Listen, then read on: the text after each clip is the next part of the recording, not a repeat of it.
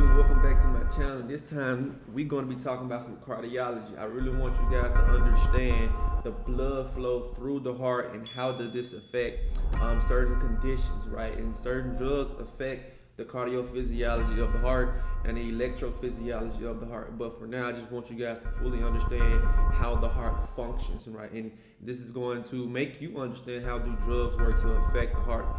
So without further ado, let's hop into the video. So let's look at this picture of the heart, and later I'm going to show you guys what a cross section of the heart look like animated, right?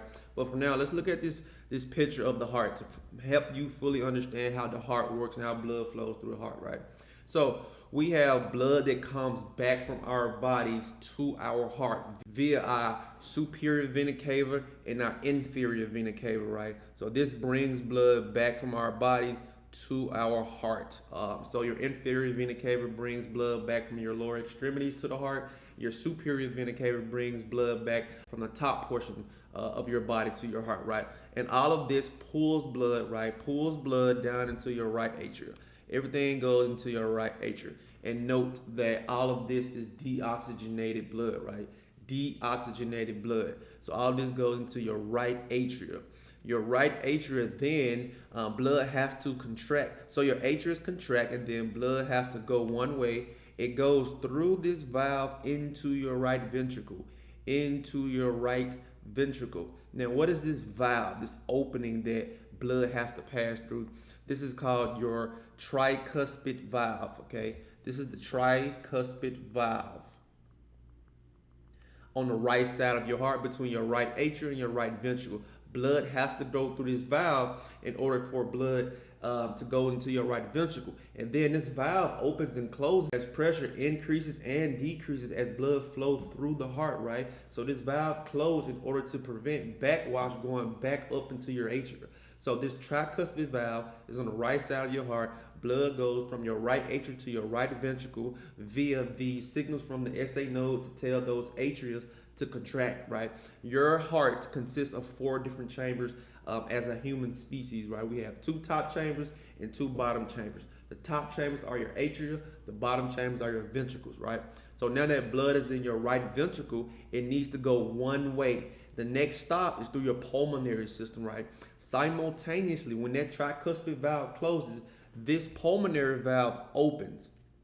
This pulmonary valve opens to allow that blood that go from the right ventricle through your pulmonary circuit, right? It goes to your pulmonary valve and then your pulmonary arteries, and then it goes to both left and right lungs to get oxygenated. This is the blood that we want to get pushed out and circulating through our bodies and our organs, right? So blood goes through your lungs and then it goes back to your heart via your pulmonary veins into the left side of your atria.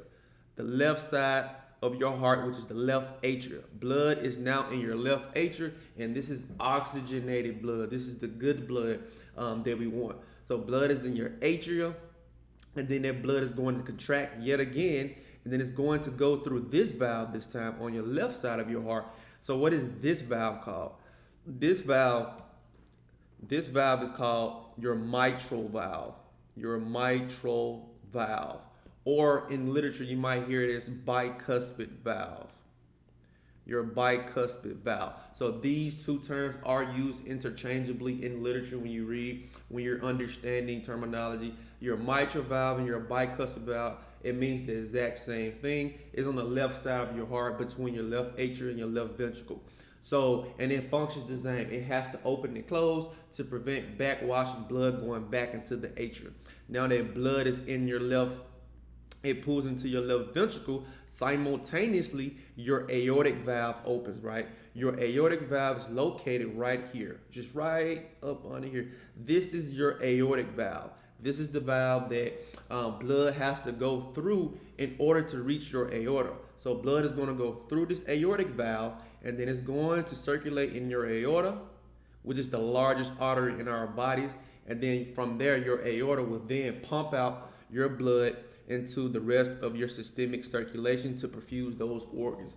And this is in essence how blood flow through your heart. And certain drugs affect the electrophysiology of the heart, affect the heart rate. Certain disease conditions will affect the heart. heart failure, heart blocks, arrhythmias. All of these things do play a role in how the heart functions. So I'm going to show you guys an animated version of this. So just stay tuned.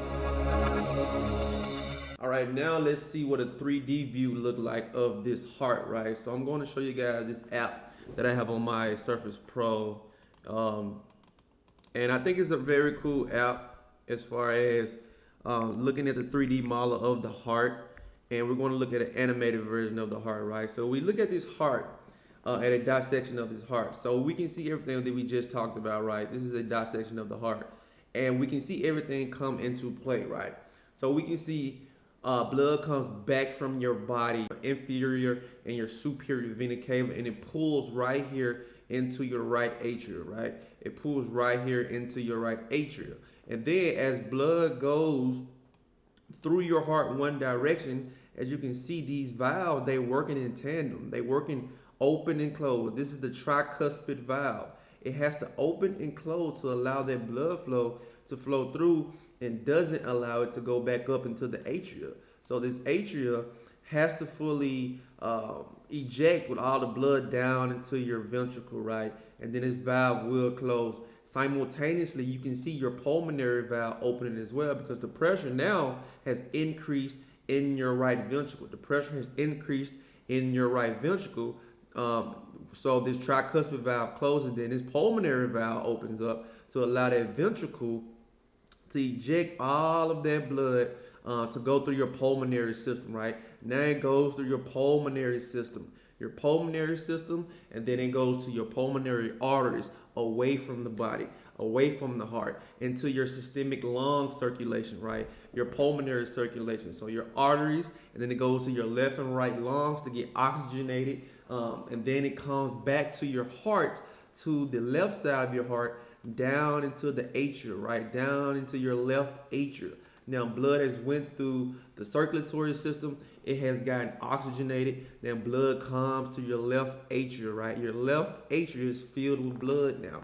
Oxygenated blood, oxygen-rich blood with nutrients. And after that, your blood would, again, forcefully pass your mitral valve or your bicuspid valve into your left ventricle, okay? This is your left ventricle. Your left ventricle, and that valve, again, it closes. Open, close, open, close, open, close. It's like clockwork, right? So your left side of your heart, this is your mitral valve or your bicuspid valve into your left ventricle. And at the same time, when that valve closes, simultaneously this aortic valve opens. This aortic valve opens up to allow that blood flow to get ejected from your left ventricle into that aortic valve, and then it goes into your aorta, which is right here, your aorta, and then blood gets pumped out, oxygenated blood gets pumped out into the rest of your circulatory systemic circulation, right? And that's basically how the blood flow works. This is a normal heartbeat, and what the heart looks like normally. Your ventricles are much more thicker and much bigger than your atria. But at the same time, as you can see, everything is working in tandem together. In tandem together, you have blood flow from your right atria to your right ventricle. This valve, the tricuspid valve, closes, and then simultaneously your pulmonary valve opens up. Blood goes from your right ventricle through your circulatory system, your arteries, and then your lungs to get oxygenated, and then goes back to your heart via your pulmonary veins into your left atria. Then your left atria then pumps blood through your mitral valve or your bicuspid valve down into your left ventricle. Your left ventricle will then pump blood through your aortic valve, and then pumps blood to your aorta, and then the rest of your systemic circulation. And that's really it, you guys. That is the blood flow through the heart. And I promise you, drugs have a certain effect on the rate at which the heart pumps, the function at which the heart pumps. And this is a series. I just want you guys to understand the pharmacology of how the heart works before I dive deep into how do drugs affect heart rhythm, heart rate, the conduction velocity of the heart, the electrophysiology of the heart. You have to understand the basics first. And please leave a like on the video so people can, find this video in the future if you are looking for cardiology topics, and follow along my socials. Remember, holla at your boy.